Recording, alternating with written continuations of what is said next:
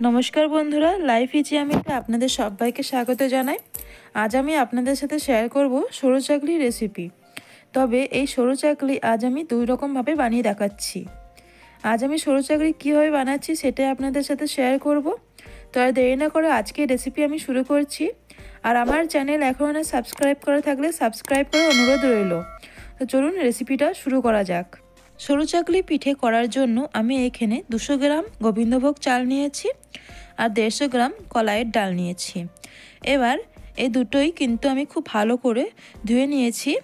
এবার এইগুলো আমি জল দিয়ে সারা রাত্রি ভিজিয়ে রাখবো। সারা রাত্রি ভিজিয়ে রেখেছিলাম। এবার এই কলাইয়ের ডাল আর চাল আমি আবারও পরিষ্কার জল দিয়ে ধুয়ে নেব। চাল আর ডাল আমি দুটোই কিন্তু আলাদাভাবে বাটবো। প্রথমে আমি মিক্সার জারে চালটা নিয়ে নিচ্ছি। চালটা নিয়ে চালের মধ্যে সামান্য পরিমাণ জল দিয়ে আমি একটা মিহি পেস্ট তৈরি করে নেব। চাল পেস্ট করা হয়ে গেছে, দেখুন আমি কিন্তু একদম মিহি পেস্ট করে নিয়েছি।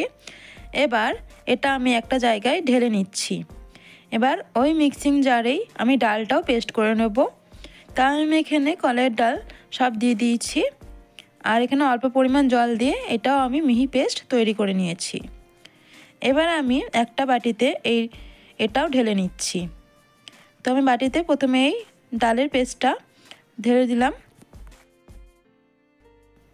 এবার আমি ব্যাটারটা বানিয়ে নেব। ব্যাটার বানানোর জন্য এই দুটো মিশ্রণ একসাথে আমি মিশিয়ে দিয়েছি। এবার আমি এইখানে দিয়ে দেবো স্বাদ মতো নুন। এখানে স্বাদ মতো নুন দেওয়ার পর নুনের সাথে এই ব্যাটারটা খুব ভালো করে আমি মিশিয়ে নিচ্ছি।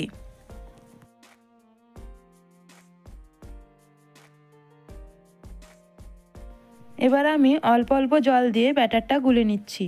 তবে আমি এইখানে কুসুম গরম জল নিয়েছি।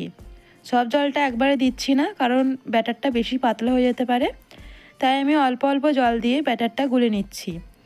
আর ব্যাটারটা কিন্তু পাতলাভাবেই গুলতে হবে, কারণ সরু চাকলির ব্যাটার কিন্তু একটু পাতলাই হয়।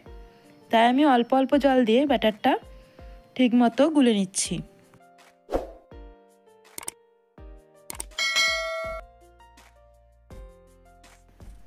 ব্যাটারটা কিন্তু আমার রেডি হয়ে গেছে। ব্যাটারের টেক্সচারটা দেখুন, ঠিক এরকম পাতলা হবে।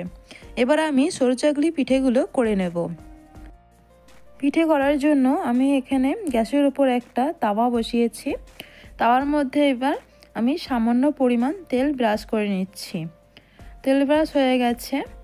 এবার আমি হাতায় করে অল্প পরিমাণ ব্যাটার তার মধ্যে দিয়ে এইভাবে আমি আলতো হাতে এটা চাড়িয়ে দেব। আমি সরু চাকলি পিঠের আকার এইটুকুই রাখছি, তবে আপনারা চাইলে এর আকারটা আরও কিন্তু বড় করতে পারেন। গ্যাসের ফ্লেমটা কিন্তু মিডিয়াম ফ্লেমেই রাখবো। 1 মিনিট হয়ে যাওয়ার পর এটা আমি উল্টে দিয়েছি। আরও 1 মিনিট এটা তাওয়ার মধ্যে রেখে দেবো। দেখুন এটা কিন্তু রেডি হয়ে গেছে। এটা আমি তুলে নিচ্ছি। আমি প্রথমেই বলেছিলাম দু রকমভাবে আজকে সরু চাকলি পিঠে তৈরি করে দেখাবো। তো আমি আর এক রকমভাবে দেখাচ্ছি।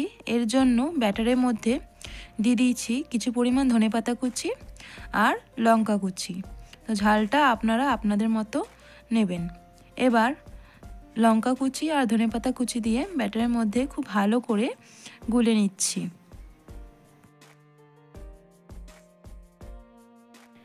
ব্যাটার রেডি হয়ে গেছে। এবার পিঠে করার জন্য আবারও আমি গ্যাসের উপর তাওয়া বসিয়েছি। তাওয়াটা ভালো করে গরম করে এর মধ্যে সামান্য পরিমাণ তেল ব্রাশ করে দিয়েছি। এবার হাতায় করে এক হাতা ব্যাটার নিয়ে তাওয়ার ওপর দিয়ে এটাই আমি কিন্তু গোল করে চাড়িয়ে দেব। এটারও শেপটা আমি ছোটোই রাখছি, তবে আপনারা চাইলে কিন্তু আরও বড়ও করতে পারেন। তো আমি এতটুকুই রাখছি। এবার এটা আমি 1 মিনিটের মতো তাওয়াতে রেখে দেবো। অপর পিঠ হওয়ার জন্য আমি এটা উল্টে দিয়েছি আর এটা তৈরি হয়ে গেছে। এই সরু চাকলি পিঠে খেজুরের ঝোলা গুড়ের সাথে খেতে কিন্তু খুবই ভালো লাগে। তাই আমি খেজুরের ঝোলা গুড়ের সাথে এটা সার্ভ করেছি। আবার এটা আলুর তরকারি বা আলু চচ্চড়ির সাথে কিন্তু খাওয়া যেতে পারে।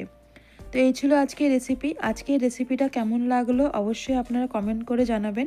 আর এইভাবে সরু চাকলি পিঠে আপনারা তৈরি করে খাবেন। আশা করছি আপনাদের অনেক ভালো লাগবে। আর আজকের ভিডিওটি ভালো লেগে থাকলে লাইক অ্যান্ড সাবস্ক্রাইব করে দিয়ে পাশে থাকবেন এরকম নতুন নতুন ভিডিও পাওয়ার জন্য। আজকের মতো এই অবধি, আবারও হাজির হব অন্য কোনো দিন নতুন কোনো ভিডিও নিয়ে। ভালো থাকবেন, সুস্থ থাকবেন, ধন্যবাদ।